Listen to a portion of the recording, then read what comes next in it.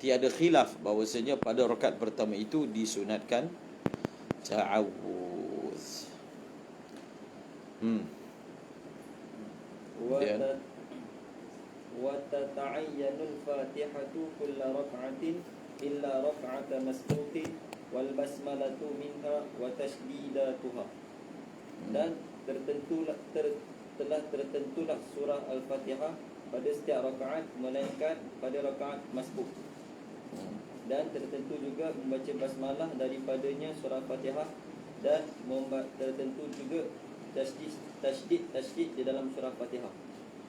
Bukan, wal basmalah ni bukan ataf kepada Al-Fatihah di jumlah baru. Dan Bismillahirrahmanirrahim adalah sebahagian daripada Fatihah. Dan Bismillahirrahmanirrahim adalah sebahagian daripada Fatihah. Dan tasydidnya juga. Walau abdala dhadan bi dha'in lam tasihha fil asahi.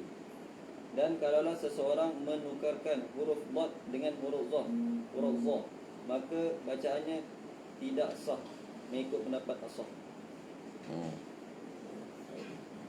Muqabil mengatakan sah. Apa wajahnya? Li'usri tamyizi bainal harfaini ala kathirin minan nas. Kerana sukar membezakan antara dhad dan juga dha. Sebab apa? Kerana makhraj keduanya dekat. Itu wajah dimaafkan. Asalnya menukar huruf daripada huruf Fatihah kepada huruf lain itu dipanggil apa? Al-thagh. Perbuatan al-thagh ini semakin tak sah. Tetapi dikecualikan ni. Dikecualikan apa? Dhad dengan dha. Kemudian wajibu tertibuha wa itu pendapat yang dhaif. Kita tengok apa wajah dia. Kemudian fa in takhallala zikrun qata'al muwalata fa in ta'allaqa bis salati ka ta'minihi li qira'ati imamihi wa fathihi alaihi fala fil asahi.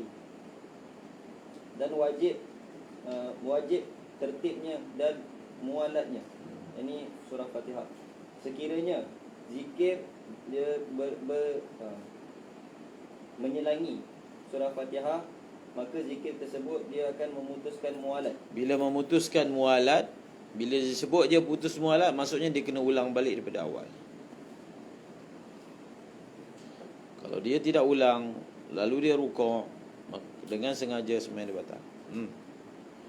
Kalau dia tak sedar, dia tak tahu, dia kena tambah satu lagi rakaat. Kalau dia tak tambah, maknanya sembahyang dia tak cukup rakaat. Sembahyang itu perlu diulang balik. Baca fa'in.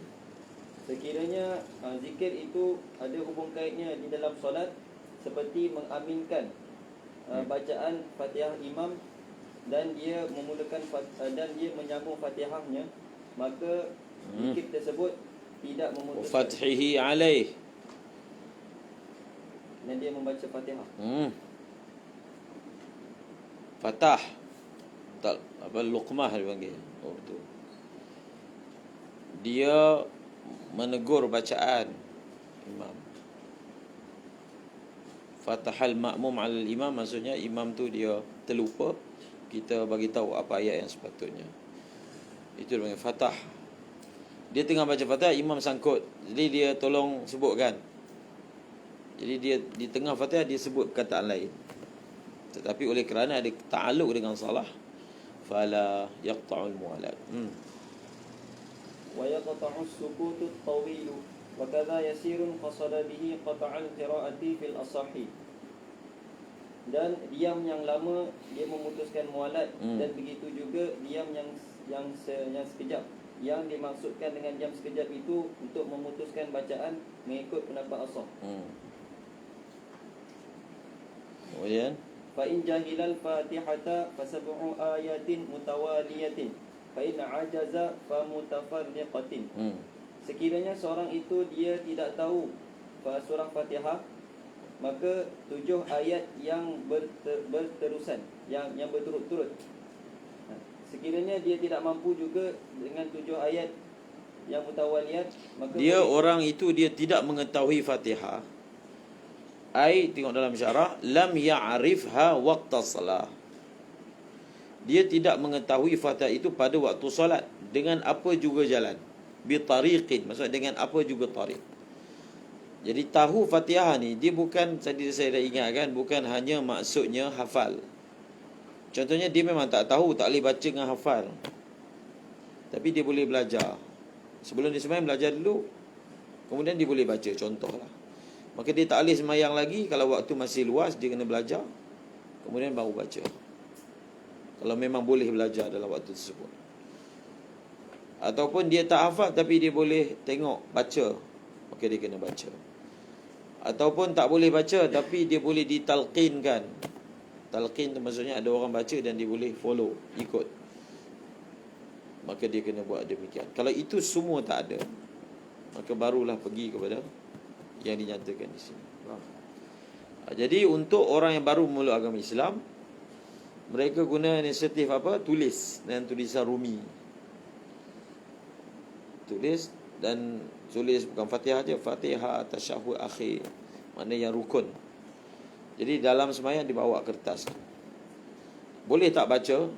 Dia pandai tak baca? Pandai. Maka dia belum lagi gugur kewajipan rukun tersebut. Faham? Kemudian Sekiranya dia tidak mampu, yang mualaf mereka disyukkan untuk mengikuti mazhab yang tak wajib Fatihah. tak perlu. Sebab mazhab Syafi'i pun sembahyang dia sah. Apa nak buat masalah? Ha? Dari mana nak tulis? Mujahis. Tak perlu. Sebab nanti dia tak belajar. Permulaan tu kita dah ajar dia tak payah baca Fatihah. Jadi dia tak ada himmah nak baca Fatihah. Dan dia pun tak faham ikut mazhab-mazhab. Faham tak? Taklid mazhab Hanafi. Faham ke perkataan tu? Tak perlu. Sebab dalam mazhab Syafi'i ada solusi kan. Orang yang tak mampu baca Fatihah, dia tak wajib baca Fatihah, bermasuk Islam. Jadi kita suruh dia masuk je, ikut je pergerakan. Diri tengok apa buat. Nanti kita ajar dia sedikit demi sedikit.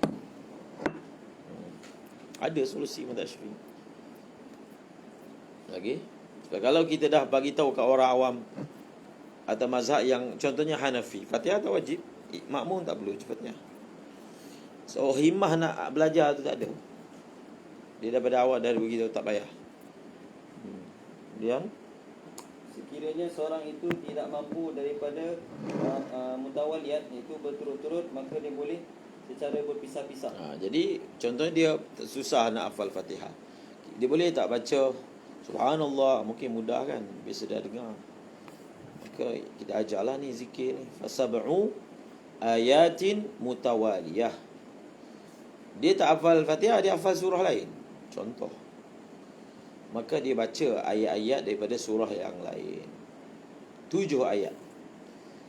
Imam Rafi'i kata 7 ayat tu dia mesti berterusan. Kalau dia ingat, maksudnya dia ingat ayat yang 1, 2, 3, 4, 5 dan 7, maksudnya secara mutawaliyah. So dia tak boleh baca mutafarriqah. Itu Imam Rafi'i. Baca fa'in ajaza, sekiranya dia tidak mampu daripada 7 ayat yang berterusan, maka fa sab'u ayatin mutafarriqah. Ini Imam Rafi'i. Qultu al-asahul mansusu jawazul mutafarriqati ma'a hifzihi mutawaliyatan. Wallahu a'lam. Ini pendapat yang mu'tamad. Walaupun dia mampu secara mutawaliyah, tetap apa? Dia boleh baca secara mutafarriqah, dengan syarat huruf-hurufnya itu tidak kurang daripada huruf-huruf Fatihah. Nanti kita baca khulasah dia tentang Fatihah. Kemudian Fa in ajaza ata bi dhikrin wa la yajuzu naqsu hurufil badali 'anil Fatihati fil asahi. Sekiranya dia tidak mampu juga daripada membaca ayat Al-Quran, maka dia berdiam, membaca dengan apa-apa zikir. Dan dia tidak boleh. Dan zikir tu pula, kalau dia boleh membaca 7 jenis zikir, maka dia kena baca 7 jenis zikir. Imam Haramain kata tak perlu.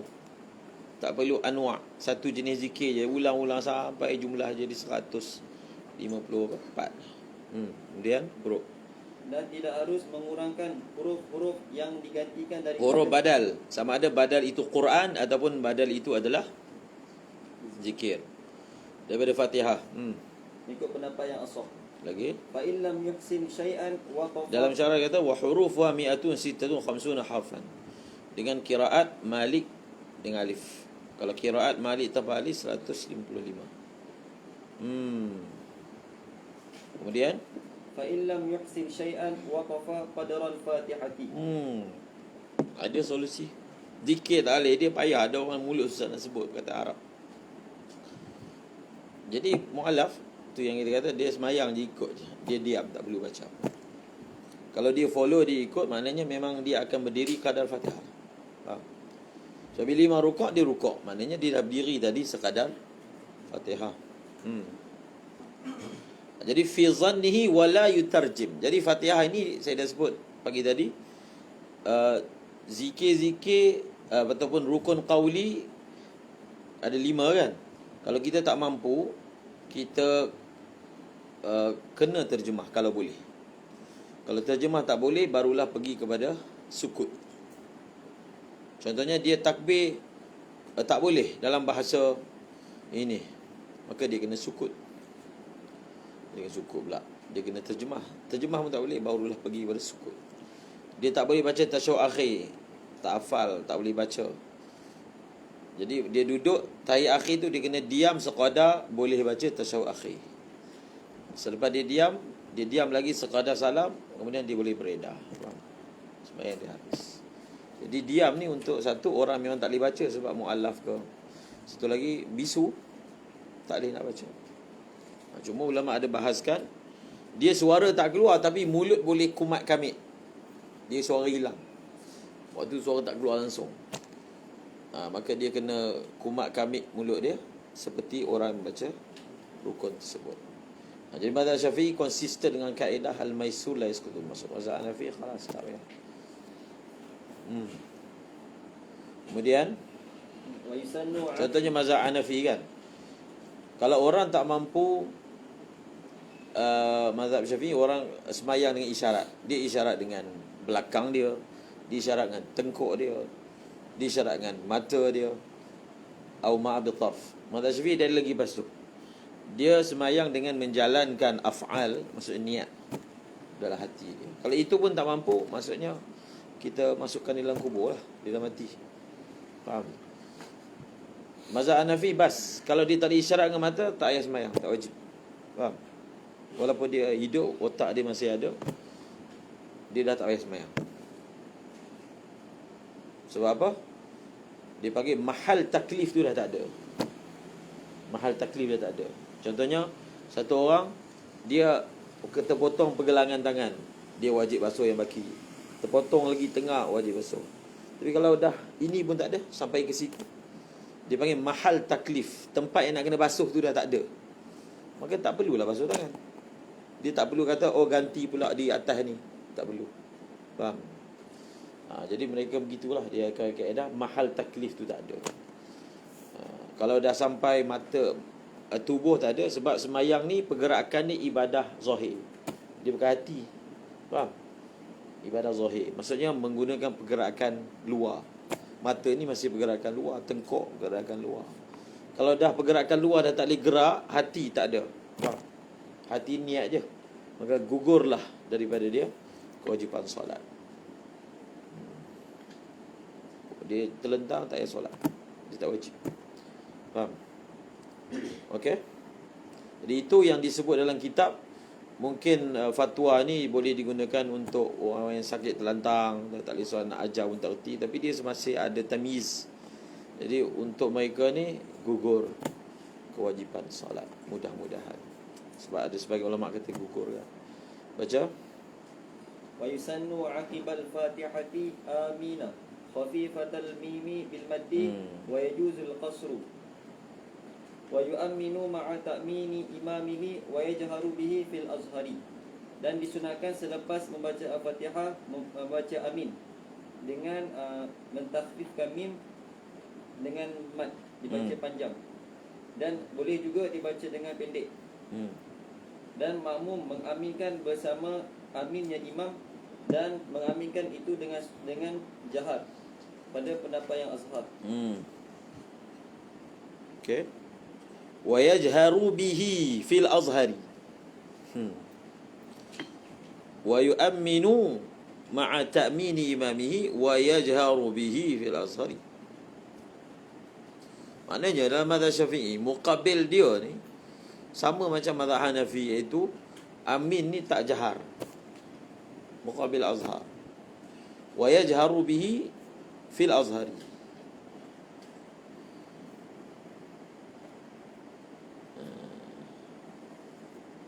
Wa yu'minu ma'a ta'mini imamihi. Mana tadi? Wa yajharu bihi fil azhari. Tengok perkataan amin ni. Dia ada beberapa masail tentang amin ni. Satu, cara sebut dia. Kemudian bila. Kemudian nada dia. Faham? Amin ini, dia disunatkan baca lepas Fatihah walaupun luar solat. Walaupun kita baca Fatihah luar solat, dia disunatkan baca. Faham tak? Walaupun di luar solat.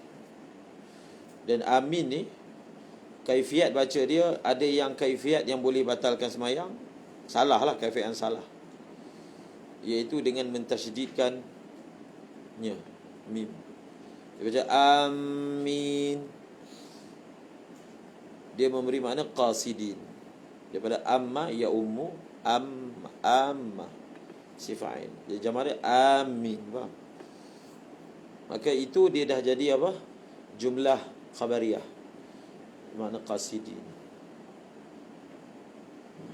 Jadi kalau dia niat jumlah khabariyah, dia batal. Faham? Kalau dia niat jumlah insya'iyah, dia jadi doa lah. Walaupun salah, tapi doa tidak membatalkan sembahyang. Doa kepada Allah. Jadi boleh baca dengan mad amin, ataupun mad, ataupun dengan qasar. Amin, amin. Faham? Khafifatal mad, amin, ataupun dibaca dengan qasar. Kemudian waktu baca amin ni aqba, selepas habis Fatihah. Sekira-kira kalau antara waladhdallin dengan amin tu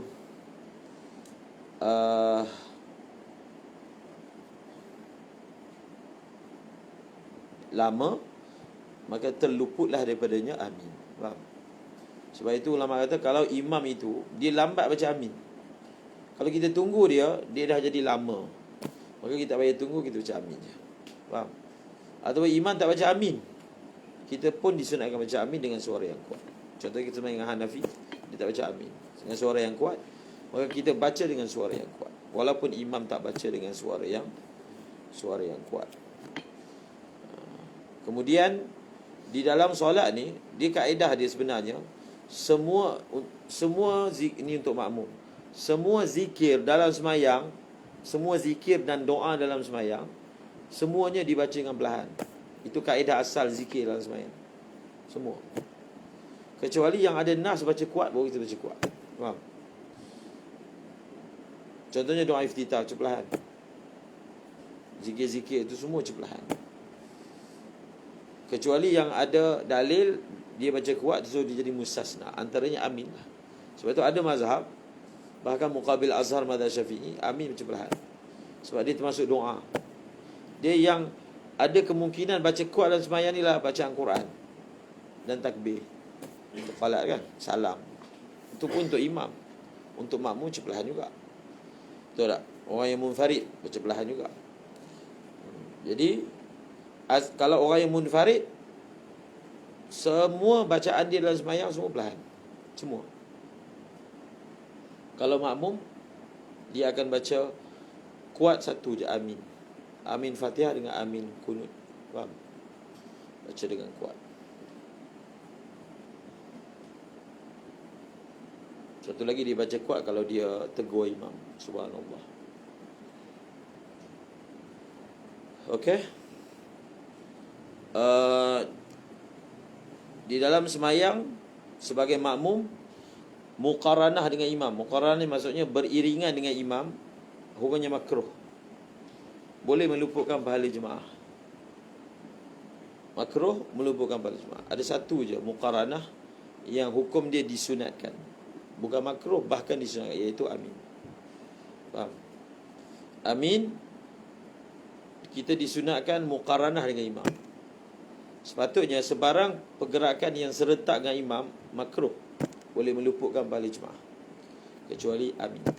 Gerakan ke bacaan ke sama je, kecuali amin. Wa yajharu bihi, apa dia kata, wa yu'minu ma'a ta'mini imamihi, ma'a muqaranah lah. Baca وتسن سورة بعد الفاتحة إلا في الثالثة والرابعة في الأزهر قلت فإن سبق بهما قرأها فيهما على النص والله أعلم. Dan disunatkan baca surah selepas membaca Fatihah, melainkan pada rakaat yang ketiga dan keempat mengikut pendapat Azhar. Lil ittiba' fi syiqqain. Syiqqain tu maksudnya sunat baca surah lepas Fatihah, sunat baca tidak sunat baca surah pada rakaat ketiga dan keempat. Muqabil Azhar wa muqabilul Azhar. Muqabil Azhar kata disunatkan baca surah juga pada rakaat ketiga dan pada rakaat yang keempat. Dalilnya apa? Muqabil Azhar dalilnya ittiba' juga. Maksudnya ada dalil yang menunjukkan Nabi baca.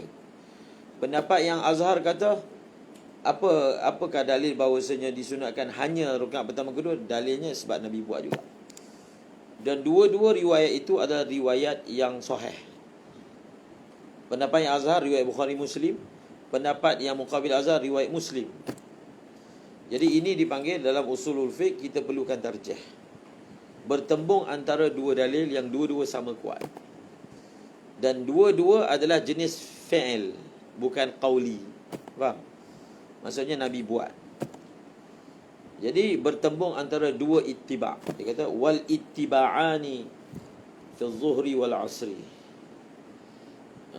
Wa yuqasu wa daliluhu al ittiba' fi hadisi Muslim. Fi hadisi apa? Fi hadisi Muslim.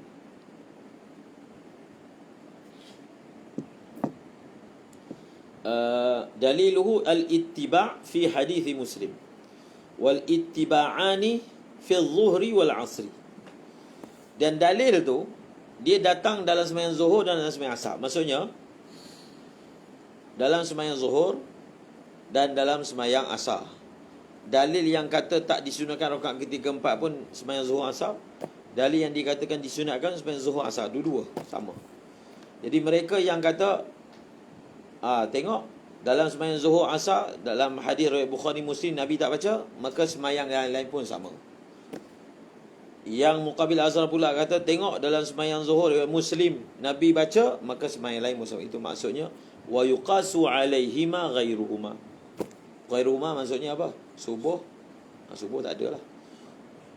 Isyak dengan maghrib. Was surah ala tsani aqsar kama ishtamala alaihi hadis. Kalaulah kita pakai pendapat yang kedua, maka kita kena jadikan surah rakaat ketiga lagi pendek daripada kedua, keempat lagi pendek daripada yang ketiga. Wa sayati akhir al-bab sannu tatwili qira'ati al-ula ala thaniyah fil asah. Wa kadha thalitha ala ar-rabi'ah ala tsani. Berdasarkan pendapat yang kedua, kita kena guna kaedah tu juga macam tadilah. Summa fi tarjihihimul awwala taqdimun lidan. Ni apakah dia punya kaedah dalil tu? Dua-dua hadis sahih, tapi menunjukkan dua benda yang berbeza. Jadi mereka guna kaedah apa? Muqabil Azhar hadis ni adalah musbit, mengisbatkan Nabi baca. Pendapat yang Azhar menafikan Nabi baca. Sepatutnya dalam kaedah tarjih dalam kitab usulul fiqh, al-musbitu muqaddamun 'ala nafi. Faham? Hadis yang mengisbatkan sesuatu lebih ditarjihkan berbanding hadis nafi. Tapi dalam konteks masalah ni, dia jadi terbalik. Faham? Maksudnya kaedah tadi itu bukan kaedah yang kuliah. Ada juga surah hadisun nafi muqaddamun ala hadisil muslim. Faham? Aksar rajih fil usul. Sebab apa? Sebab ada dalil lain yang menguatkan hadis nafi. Maksud yang yang kaedah al-muslim itu muqaddamun ala nafi ni dalam keadaan biasa, normal. Tapi kalau ada pentarjih pula bagi hadis nafi itu, maka dia berat sehingga dia kaedah jadi terbalik. Wal ibaratu tasduq bil wal munfarid bil ma'mum fi tafsir. Okey. Jadi kalau makmum dia tak sunat baca surah langsung. Faham? Makmum tak sunat langsung baca surah kan pada sembahyang jihri. Kalau sembahyang sirri sunat akan baca surah. Baca. Qultu, berkata sekiranya didahului rakaat ketiga dan keempat, maka seorang itu ini surah yang dikecualikan. Asalnya menurut pendapat yang muktamad, rakaat kedua, ketiga, keempat tidak disunatkan membaca surah. Tapi kalau orang tu dimasbuk, maka dia disunatkan membaca surah pada rakaat ketiga dan keempat. Menurut nas Imam Syafi'i. Illa dia apa? Li'alla takhluwa salatuhu minas surati.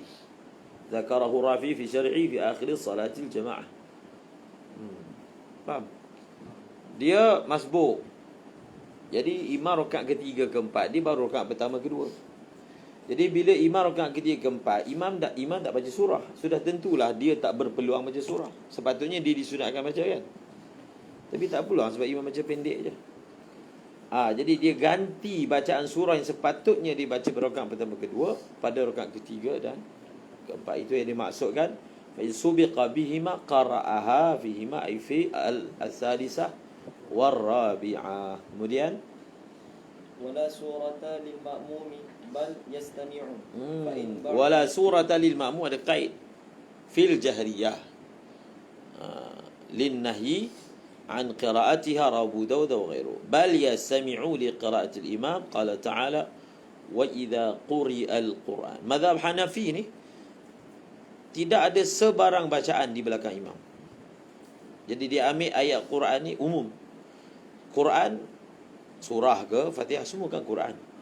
Maka bila Quran dibaca, imam membaca Quran, fastami'u wa ansitu, diam, tak payah baca apa. Kemudian fa in ba'uda aw kanat sirriyatan qara'a fil asahi. Sekiranya kedudukannya jauh ataupun solat itu adalah solat sir, maka dia membaca surah pada pendapat yang dia maksud kedudukannya jauh sehingga dia tak dengar baca imam.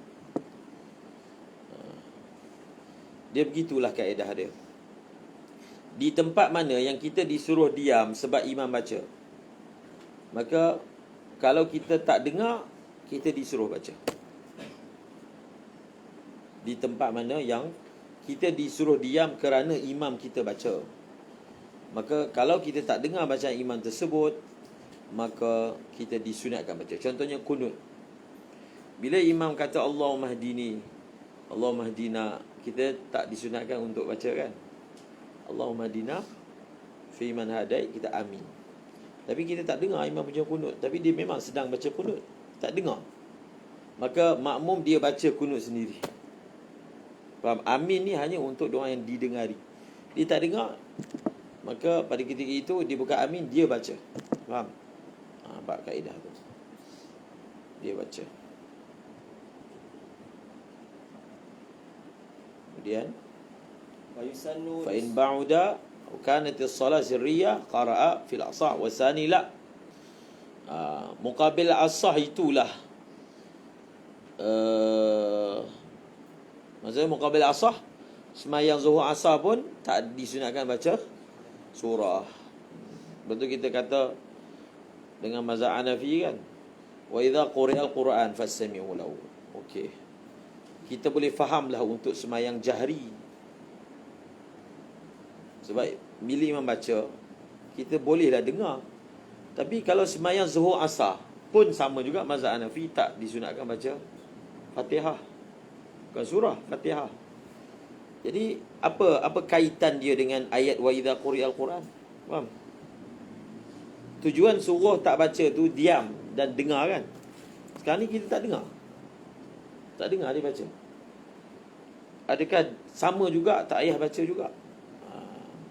Wa idza quri'al Quran fastami'u lahu. Jadi dia kata fastami'u lahu untuk sembahyang jahriyah, wa ansitu untuk sembahyang sirriyah. Faham? Dua-dua memberi makna diam lah. Tapi kalau sembahyang sirriyah, kamu diam dan kamu dengar. Kalau sembahyang jahriyah, sembahyang sirriyah, kamu diam. Okey. Kemudian Wa yusannu lis-subhi wa zuhri tiwalul mufassali. Dan disunatkan untuk solat subuh dan zuhur tiwalul mufassal. Tengok tu dalam syarah. Dalam bawah tu lah. Tiwal mufassal daripada surah Hujurat sampailah apa tu? Khatam. Sampai okey. Tiwal mufassal lagi. Walil asri wal isya'i awsatuhu. Dan disunatkan untuk solat asar dan isya' awsat mufassal. Itu al-mufassal. Mufassal ni daripada surah Hujurat sampai Nas. Itu semua dipanggil mufassal. Tiwal dia apa? Surah-surah yang panjang. Surah-surah yang panjang. Kemudian surah-surah yang pertengahan, tapi daripada Hujurat sampailah Nas. Kemudian surah-surah yang pendek. Wa awsatuhu walil maghribi qisaru. Baca. Wali subhil jumu'ati. Jadi khilaf dalam mazhab Syafi'i dalam menentukan. Contohnya kita dalam syarah wa awwalul mufassal al-Hujurat. Jadi al-mufassal ni yang pertama adalah Hujurat. Ada qil kata daripada surah Qaf, ada qil kata daripada surah Qital, qil kata daripada Jasiyah. Lebih yang dimuktamadkan adalah al-mufassal itu dimulakan daripada surah al-Hujurat.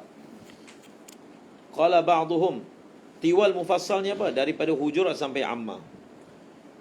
Kemudian awsat daripada Duha sampailah daripada Amma sampai Duha, itu dipanggil awsat.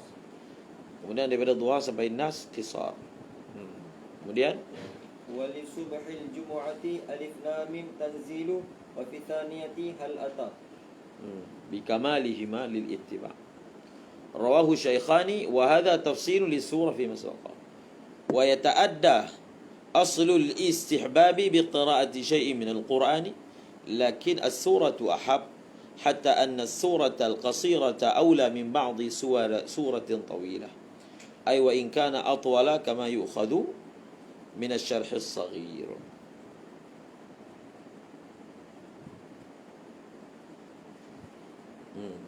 Wa fi asli al-rawdah awla min qadriha min tawilah. Sesungguhnya surah yang pendek lebih aula daripada membaca surah panjang tapi sebahagian sahaja. Walaupun surah yang panjang yang kita baca sebahagian tu lagi lama kita baca daripada surah pendek tadi. Sebab kalau ikut kaedahnya, makin banyak ayat kita baca, makinlah pahala banyak kan. Dia kata walaupun ayat tu panjang kita baca, tetap baca surah sempurna lagi bagus daripada baca ayat potong walaupun dia panjang. Faham? Itu maksud wa in kana atwala kama yu'khadhu min asy-syarh as-saghir. Wa fi asli rawdah pula aula, maksudnya as-suratul qasirah aula min qadriha min tawilah. Surah yang pendek lebih aula daripada kadar surah pendek daripada ayat yang panjang. Surah pendek kan. Contohnya surah pendek itu 5 ayat, ayat panjang tu 10 ayat. Jadi 5 ayat pertama daripada surah potong tadi, nak banding dengan surah pendek, maka yang ni lebih afdal daripada ini. Tapi kalau kita ambil iktibar keseluruhan, maka membaca ayat potong tapi panjang, dia berpahala lebih. Dari segi bila banyak ayat Quran baca, banyaklah pahala yang kita dapat. Itu dalam kitab As-Sarawdah. Ada khilaf tentang masalah. Khalas. Al-khamis ar-ruku'. Apa dah? Ada soalan? Sebelah cukup. Ha?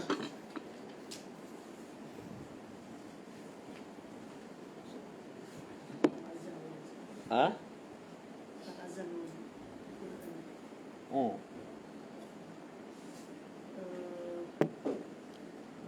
Kalau lelaki itu bukan ajnabi sama orang. Muslim itu Maksudnya? Iqamat jemaah besar. Jadi imam lelaki seorang. Makmum semua perempuan. Halusan Laki. Kalau ada je laki dalam jemaah tersebut, maka azan dan iqamat tidak dibuat oleh perempuan. Apa lelaki itu imam. Ya, walau semua laki buat. Azan dia azan, iqamat dia iqamat. Macam suami isteri, adik-beradik semayang kan. Suami isteri, so isteri iqamat. Atau seorang anak perempuan dia iqamat, tak. Bila jemaah itu yang ada iqamat ni dipanggil jama'atun nisa, kan? Ibarat dia. Disunatkan iqamat bagi jemaah perempuan, maksudnya solid semua perempuan, termasuk imamnya. Bukan Jama'atun nisa bukan maksudnya makmumnya perempuan. Semua masuk imam. Kemudian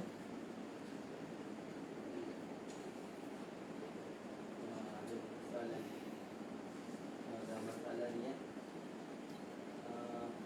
boleh tak kalau tadi kira niat tu, contoh macam orang tu dia wudu, dia tak niat dengan tadi aku berniat dia wudu macam tu, tapi maksudnya dia dah ada pasang niat, dia dah ada nak pergi ke arah wudu tu, memang dia dah niat untuk wudu, dan dia tak niat secara kaedah tadi aku ingat.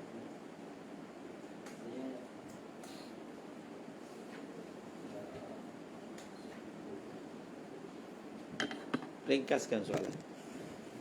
Panjang sangat. Begitu intisari dia. Adakah memadai niat dengan niat dengan walaupun tak mendatangkan kaedah yang macam kita belajar, kita waktu nak ambil buku tu kita pasang niat. Jadi sebenarnya niat tu dah memang ada dah sebelum dia nak ambil buku tu, memang dah ada niat dia nak berwudu. Macam tadi itulah. Dia niat tu qubailat takbir, itu kita baca siang tadi, Fathul Mu'in, mazhab jumhur. Yang tu ke? Duduk. Mudah bahasanya, adakah memadai dengan niat yang telah ada sebelum basuh muka, tetapi masa basuh muka tak ada?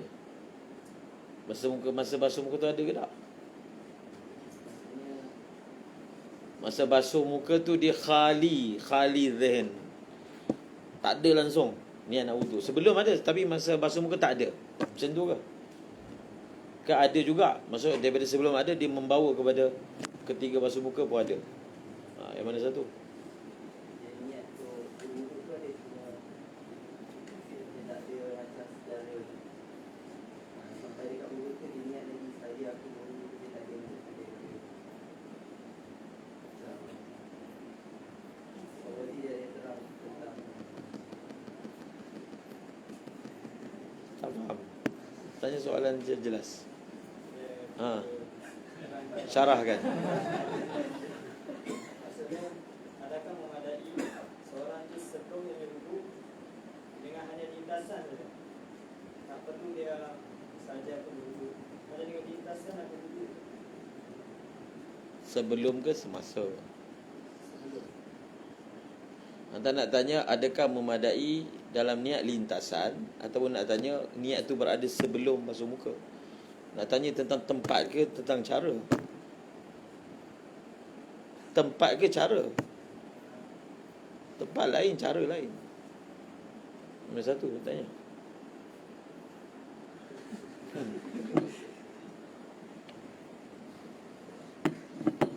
Kalau tempat jawapan lain, cara jawapan lain.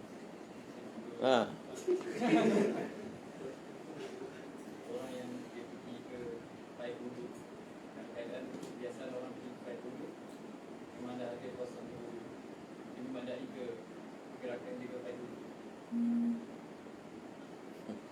Macam tu. Tak tanya soalan tu ke?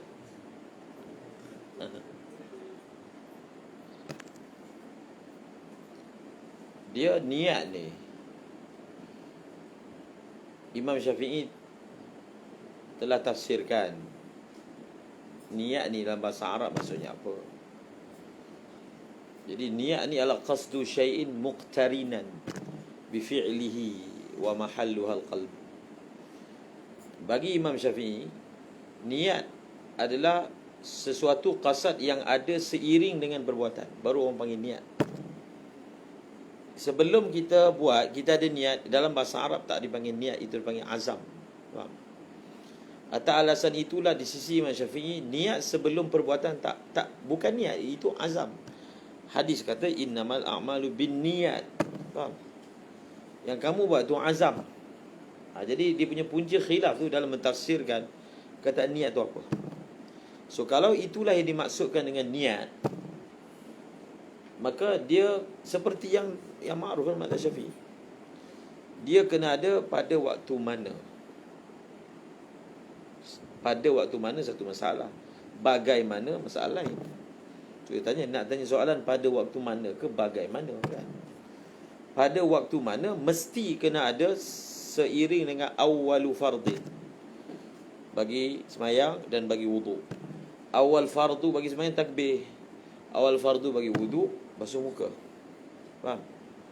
Kalau dia ada terlewat, lepas takbir baru dia niat, contoh, ataupun sebelum takbir dia niat tapi masa takbir tak ada langsung, maka dia dikira tak ada niat. Sebab niat adalah apa yang sebutkan tadi. Kan takrif dia belajar lah, Safinah, qasdu syai', itu takrif. Kalau kamu buat benda yang tak kena dengan takrif ni, kamu tak ada niat. Tak ada niat, maka tak sah. Faham? Jadi itu dipanggil waktu, bukan tempat, waktu niat. Niat ni kan ada tujuh masail. Haqiqatun, saya dah baca dah itu kan. Jadi bagaimana niat? Jadi niat ni adalah apa? Kehendak dalam hati, kehendak. Jadi masa dia basuh muka, aku nak ambil wudu, bas, madai. Faham? Tapi kehendak nak ambil wudu tu masa dia basuh muka tu ada ke tak? Kebiasaannya ada. Kebiasaannya ada. Ada tak ada tu je. Ada ke tak ada? Ada sah, tak ada tak sah. Faham? Apa susah? Dia ada masa basuh muka, dia ada niat. Ni dia letak air kat muka ni sebab nak ambil wuduk lah. Ada istihdar tu, maka maksudnya adalah niat. Bukan dia dengan lafaz yang formal sahaja aku. Maksudnya dia ada keinginan untuk mengambil wuduk dengan perbuatan tersebut, maka itulah niat. Jadi kita dalam terangkan, kita ringankan cara nak buat tu. Sebab bila diterangkan, orang nampak benda tu terlalu formal, jadi dia macam lafzi niat tu tak adalah hati dia. Jadi dia kata dia tak ada niat. Tapi sebenarnya kehendak untuk berbuat demikian tu sudah ada, maka dah madai. Faham? Faham ke tak? Kalau khali, fadhi, langsung tak ada istihdar, tak sah. Mazhab Syafi'i tak sah. Macam tadi kita bacakan takbir. Jadi kalau orang tu dia payah, maka dia taklidlah mazhab.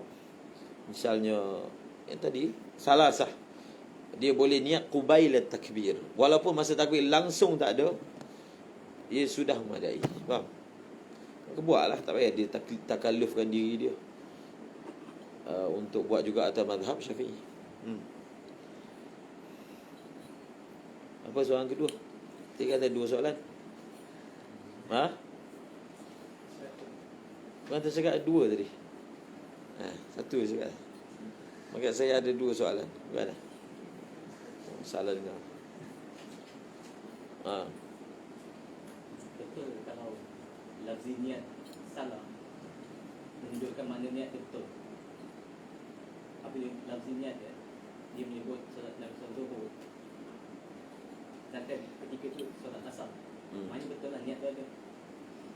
Sebab yang dia tahu yang dia buat salah, dia tersilap lafzi, maknanya memang betul dia tahu saya tak solat asar sekarang. Betul kaitan.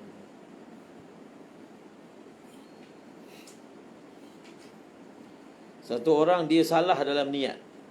Ada tak kat surah macam tu? Ada yang kita fiqh sebut. Sebenarnya solat tu zuhur, dia qasad asar, sahur. Faham? Seperti mana boleh terlanjur sabqul lisan, sabqul qalb boleh berlaku. Faham? Jadi kalau dia niat saja aku sembahyang zuhur, waktu dia sebut zuhur tu memang tak ada tasawur asar, tak sah, niat dia kena ulang balik. Faham? Jadi dia bukan automatik siapa yang tersalah maka automatik ada asar. Tak. Memang ada orang memang salah. Faham? Dia khayal. Mana ada kaedah macam tu? Salah ulang balik niat dia. Dia salah.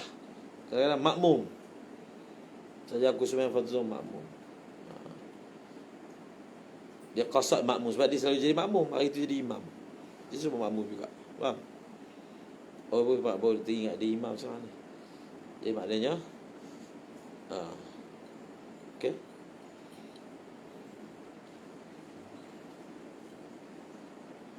Lagi Tanya mengenai orang koma. dia ada niat yang salah dan tak menjejaskan niat dia. Dia tengok jenis salah apa. Contohnya ulama kata satu orang tu dia sembahyang, dia mandi. Dia sebenarnya ada apa? Ada uzur haid. Maksudnya dia baru lepas haid. Dia mandi saja aku mandi nifas contohnya. Tapi dia haid bukan nifas. Ataupun terbalik. Dia nifas tapi haid. Kalau dia sedar dia sedang haid, kemudian dia qasad nifas, dalam keadaan dia memaksudkan nifas tu nifas lah, darah orang lepas salin kan, maka tak sah niat dia. Sebab dia panggil tala'ub bin niyah. Dia sedang berada satu keadaan, dia pergi niat lain dengan sengaja. Dia panggil apa? Tala'ub bin niyah. Tala'ub bin niyah menjejaskan niat. Tapi kalau dia sebut nifas, sebenarnya dia haid dan dia bukan dengan sengaja, maka sah sembahyang dia. Sebab apa? Nifas adalah haid juga dari segi bahasa. Faham tak? Dari segi bahasa. Sama juga qada dengan tunai. Dan kita kata qada dengan tunai ni tak wajib. Dan dalam minhaj kata kalau sembahyang tu tunai dia pergi niat qada, qada dia niat tunai. Apa dia kata? Baca dalam minhaj. Hukumnya apa? Sembahyang tu tunai. Qada tunai.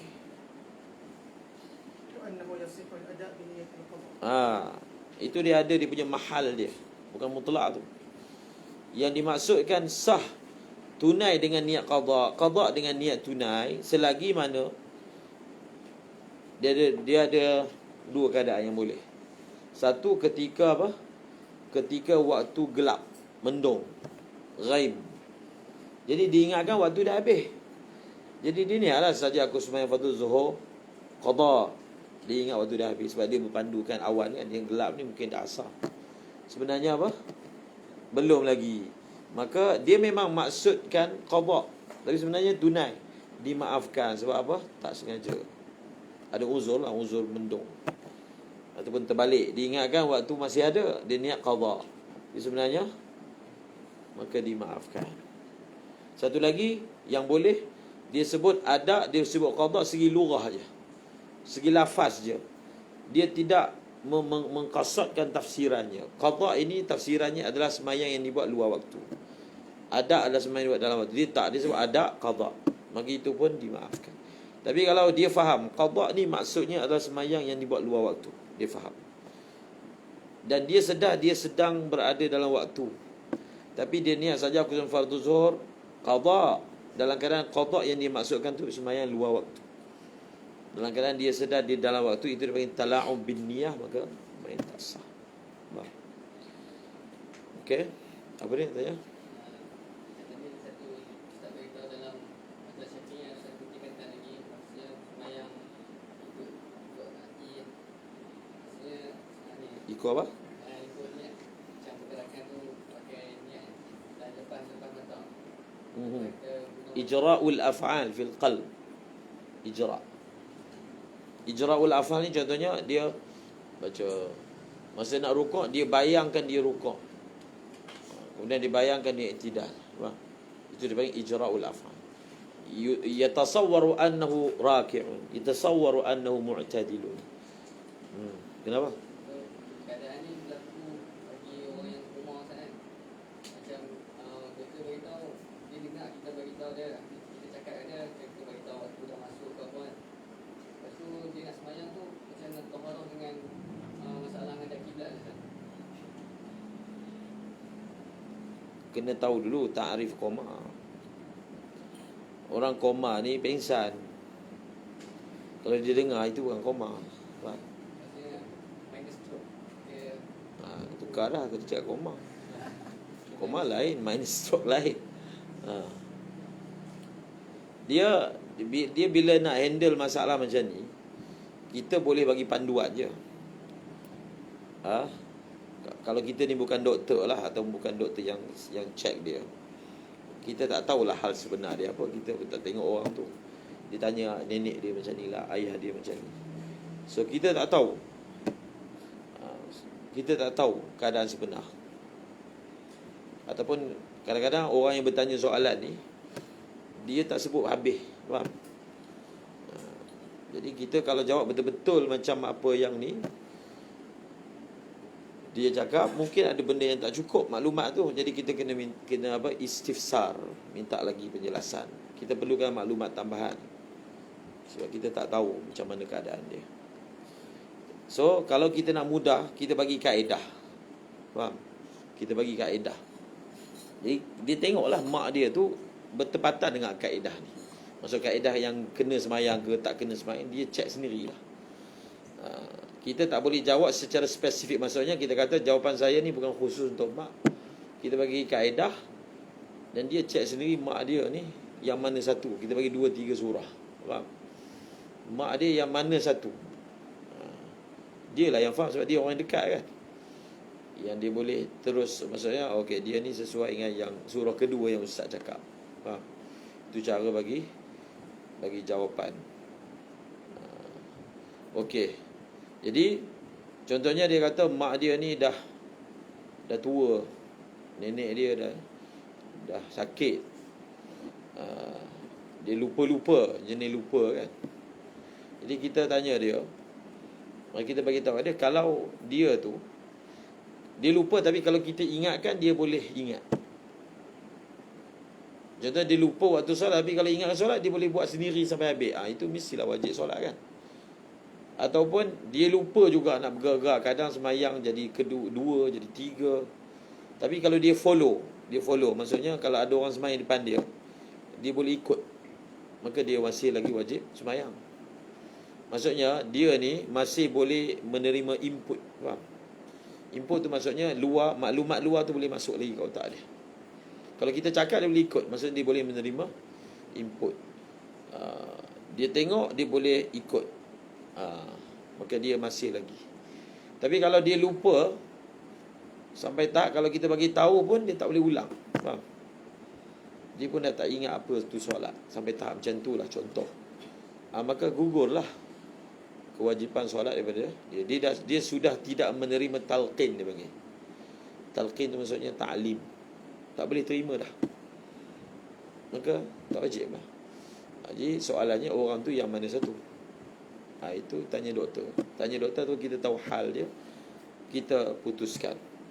Nak suruh dia solat ke tak suruh dia solat kan. Jadi jawab. Apa anda tanya apa? Macam mana wuduk dia? Macam orang tidur lah. Dia tidur tapi dengar suara. Dia tidur sebenarnya. Faham? Segi ta'rif klinikal, dia pengsan. Orang yang pengsan ni kita dah baca kan dalam kitab. Orang yang pengsan, gugur kewajipan solat daripada dia. Koma ni pengsan lagi berat daripada pengsan biasa. Betul tak? Al-ighma' ni, al-ighma' as-sukur, menggugurkan kewajipan solat. Tak perlu kejut dia. Bangun solat. Tak perlu sebab dia pengsan. Koma. Dia bukan tidur. Orang tidur kena kejut. Orang pengsan kejut pun tak bangun. dia Jadi macam mana kita tahu dia dengar? Macam mana kita tahu? Dia yang tahu dia dengar kan? Doktor bagi tahu penyakit minus tu ni dia tak boleh gerak tapi dia dengar kita cakap. Ya, maksudnya dia bukan pengsan lah. Ya, kita tanya soalan betul. Pengsan lah. Pengsan tak wajib solat. Maksudnya dia boleh mendengar. Dia boleh menerima daripada luar. Faham?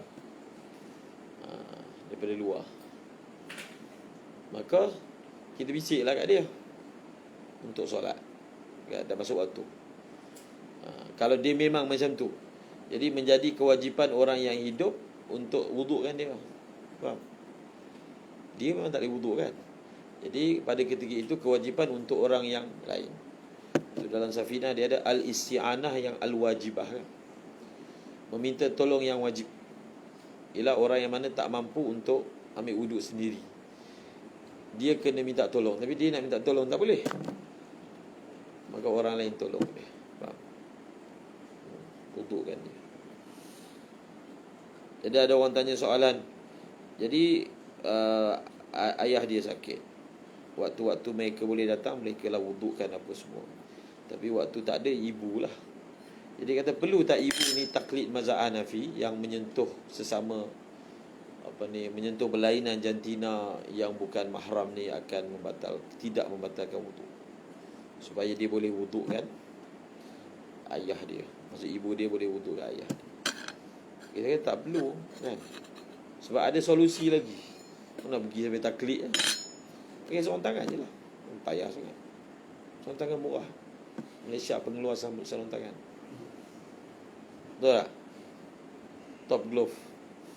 Tak perlu ada solusi. Pakai sarung tangan. Waktu COVID sarung tangan lagi murah. Okay.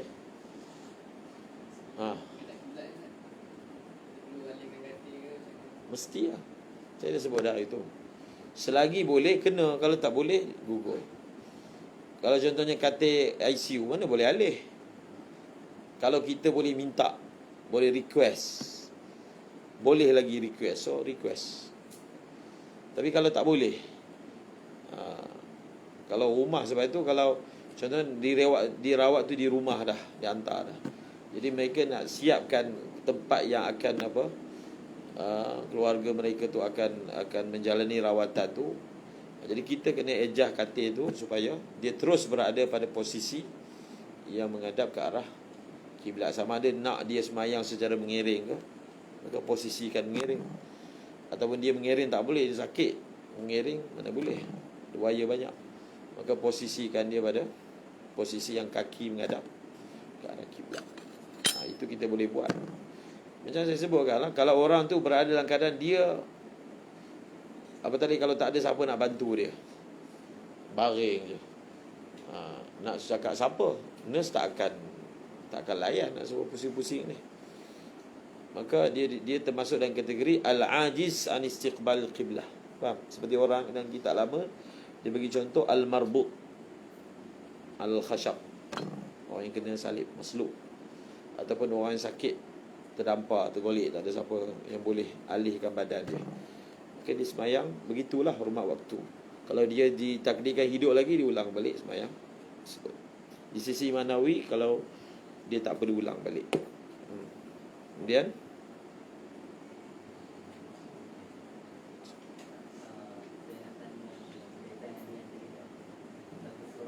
saya nak tanya tak boleh sebut. Dia tahu. Memang nak tanya lah.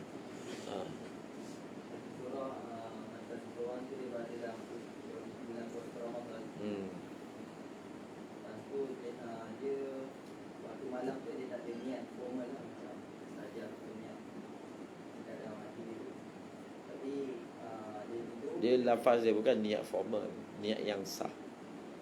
Niat yang sah. Faham? Sebab takut hantar maksudkan formal, tak formal tu maksud lain. Dia niat tu niat yang sah, niat yang tak sah. Niat yang sah, niat yang cukup semua benda yang kena niat. Niat sah. Bukan niat formal ni ambil wudu, pakai baju. Apa maksud hantar niat formal?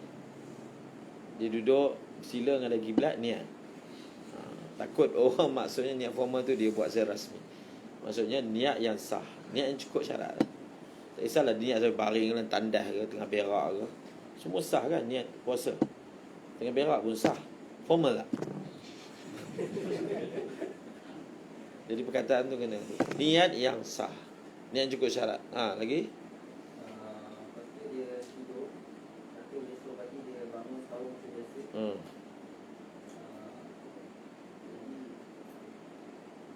soalan dia, adakah madai dengan keadaan dia sedar dalam bulan tu, bulan puasa Ramadan tu, puasa tanpa dia menyiasat.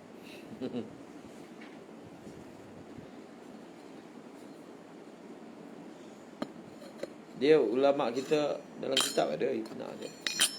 Faham? Dia punya soalan dia ringkasnya, adakah bangun sahur sudah qaim maqam niat? Faham? Itulah soalan dia. Orang kata iyalah dia bangun sahur, apa lagi? Mestilah sebab esok dia nak puasa kan. Maksudnya ada orang menjadikan masalah tu mutlak, automatik. Maksudnya bagi dia atas sahur ni yaqumu maqam niyah, walaupun tak ada niat.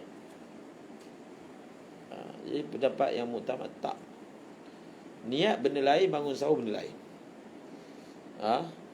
Kalau contohnya dia bangun sahur, dia sedar sekarang ni bulan puasa, tak cukup tak? Selagi mana dia tak ada niat esok dia akan puasa bagi bulan Ramadan. Kalau dia hanya sedar dia sedang berada bulan Ramadan, tak semestinya dia ada niat dia akan puasa. Tak semesti. Kebanyakannya iyalah. So kalau kebanyakannya bukan semesti. Jadi bila jawab kita jawab mutlak, automatik siapa bangun sahur maksudnya dia ada niat. Tak semesti. Sebab ada orang tak. Faham? Lepas tu kita kata memanglah ada orang tak, tapi kebanyakannya. So jadi kalau macam tu, maksudnya kita kembali pada orang tu. Masa dia bangun sahur, dia ada niat tak esok hari dia akan puasa bagi bulan Ramadan. Kalau dia kata esok hari dia nak puasa pun tak cukup juga. Puasa ada macam-macam. Walaupun memang bulan Ramadan, dah tak ada puasa lain, tapi masa niat dia tak ada istihdar yang itu puasa Ramadan, maka tak cukup juga dia punya ta'arrud dia. Dia punya ta'yin dia. Nawaitu sawma ghadin an adai fardhi syahri Ramadan kan. Itu wajib tu. Puasa Ramadan tu ta'yin, dia wajib. Walaupun itu bulan Ramadan dah tak ada kemungkinan puasa lain, tapi ta'yin tu ala wajib. Kecil lagi kena. Maka bangun sahur itu tidak dikira sebagai niat benda lain. Walaupun orang bangun sahur secara umumnya, sebab ada orang yang dia jadi ghaflah. Kita rasa tak mungkin lah. Tak, memang ada orang ghaflah. Dia punya ghaflah, sibuk sangat dengan dunia, dia boleh terlupa benda-benda yang sepatutnya orang tak lupa. Jadi kita tak boleh kata mesti macam tu. Tak. Memang ada orang yang dia ghaflah. Dia lupa benda yang tak sepatutnya lupa. Okey. Allah Allah.